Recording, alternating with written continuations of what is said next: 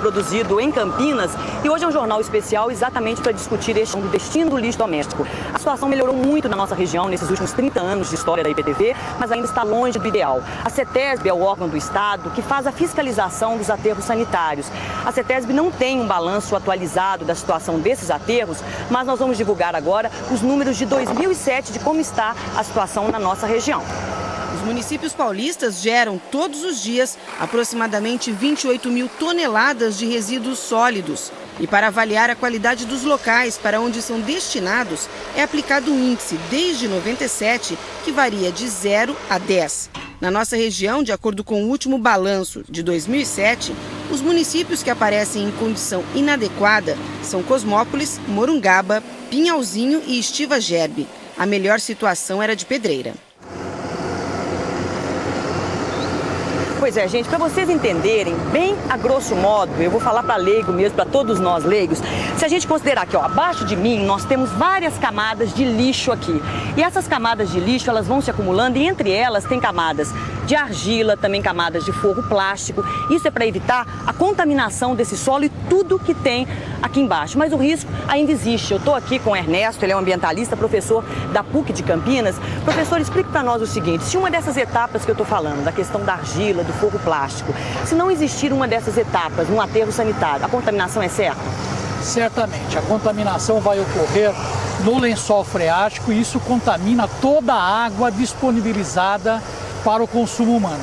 Agora, se o aterro funcionar de maneira certinha, com todas essas camadas direitinho, o risco também existe?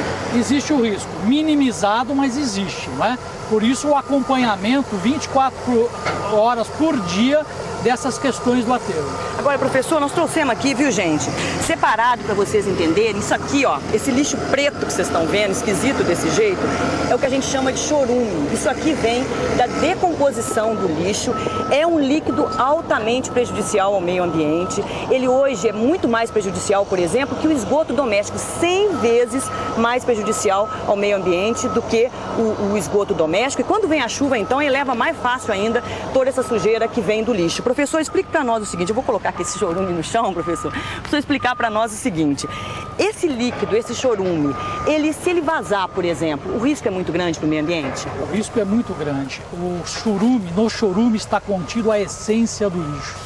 Todos os produtos existentes no lixo estão contidos aí, como os metais pesados, os mercuriais, o cádmio de baterias, não é? Então ele é extremamente contaminante e prejudicial à saúde, podendo provocar sérios danos à saúde humana, principalmente com doenças cancerígenas. Professor, a gente já volta a conversar com o senhor, mas, gente, esse caso aqui do chorume que eu mostrei, no Delta A, ele fica só armazenado aqui, ele é levado para ser tratado na estação do Pissarrão. E também, não sei se, Tony, dá pra gente mostrar lá no fundo aquelas tubulações, talvez as pessoas em casa não consigam enxergar, mas ali tá saindo um foguinho, é porque o lixo, ele produz muitos gases. O mais grave deles é o gás metano, que é um gás também muito prejudicial, principalmente a camada de ozônio. Ele é 20 vezes, por exemplo, mais agressivo que o gás carbônico. E nessas tubulações, que é obrigatório um aterro ter tubulações como essa, para separar exatamente, evitar que o gás metano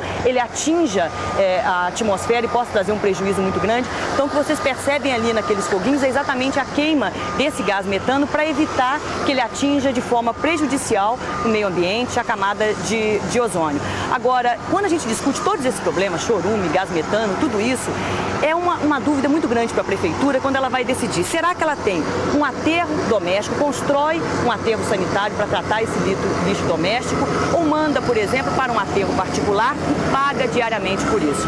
Eu vou conversar com o Eduardo novamente, que está no aterro particular, porque, Eduardo, aqui no caso de Campinas, a prefeitura gasta uma média de R$40 por tonelada de lixo. E aí no aterro particular? Aqui, Luciane, o custo sai em torno de R$50, R$60 por tonelada de lixo. Lembrando que isso é só para manter o lixo aqui. O transporte ainda tem que ser contado e fica aí por conta da prefeitura. E não dá para fazer o cálculo assim, tão rápido, tão na ponta do lápis, porque envolve, como você disse, impactos ambientais. Inclusive, é uma pergunta que eu gostaria de fazer para o Ernesto, que está lá com a Luciane. Ernesto, o que a prefeitura precisa considerar para tomar essa decisão? Olha, eu acho que a questão do aterro ser privado ou público não é relevante. O que é relevante é a proteção ambiental. Então, a boa operação dentro das boas técnicas sanitárias é o mais importante. Mas eu acho que o mais importante é que tenhamos que evoluir para técnicas melhores, como nos países mais desenvolvidos, onde o lixo que vai para o aterro é um lixo já tratado e não para ser decomposto no aterro. Professor, muito obrigado pela presença do senhor com a gente aqui. Eduardo, eu vou voltar com você, até porque você tem um exemplo bom que ilustra tudo isso que a gente está falando, né? Sim, Luciane, é um exemplo muito claro de como uma prefeitura precisa planejar para dar o destino correto a esse lixo, em Piracicaba. A antiga área usada para depositar o lixo de Piracicaba funcionou por 30 anos de forma inadequada. Ela foi fechada em 2007, mas antes disso já eram feitos estudos para definir o melhor lugar para um aterro.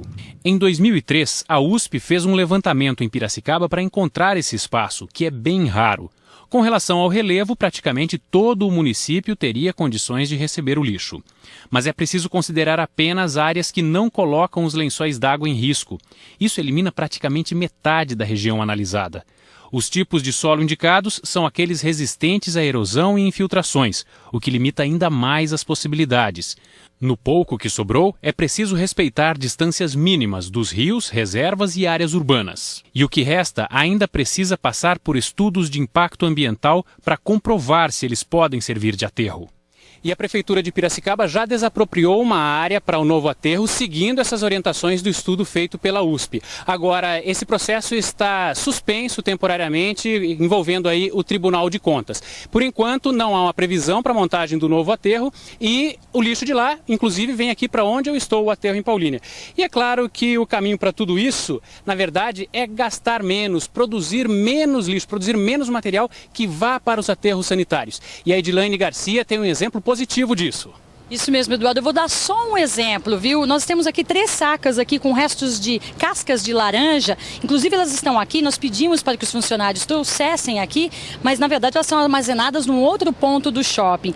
São produzidas 20 toneladas de casca de laranja por mês aqui no shopping Dom Pedro. E tudo isso daqui não vai para o lixo. Isso que é o mais interessante. Tudo isso que foi suco lá na praça de alimentação, vira adubo. E outras 20 toneladas de restos de alimentos também são transformados em ração animal. Então, é aí que a gente vê mesmo, né, a importância da reciclagem, não é? É um contexto geral, né? Aqui o shopping é só um exemplo. Sim, as vantagens que a reciclagem tem são muitas, mas a gente pode citar, como já foi dito, a diminuição da quantidade de resíduo que vai para o aterro, a recuperação de recursos naturais e, acima de tudo, a vocês que estão nos assistindo, a gente tem a satisfação e a certeza de que uma atividade simples como separar o lixo e enviar para a reciclagem vai servir para melhorar as condições ambientais nesse mundo nosso tão degradado pelas ações do próprio homem. Muito obrigada, viu? E tem mais também. As lâmpadas aqui do shopping não são descartadas. Elas são encaminhadas para um processo em que se retira o vapor do mercúrio. Bons exemplos, hein, Luciane? Pois é, Edilane, exatamente por isso. Daqui a pouquinho a gente volta com você aí para você mostrar mais atividades, mais providências que foram tomadas por esse shopping de Campinas. E também vamos mostrar quais são as alternativas possíveis para os aterros. O vidro demora mais de 2.000 anos para se decompor.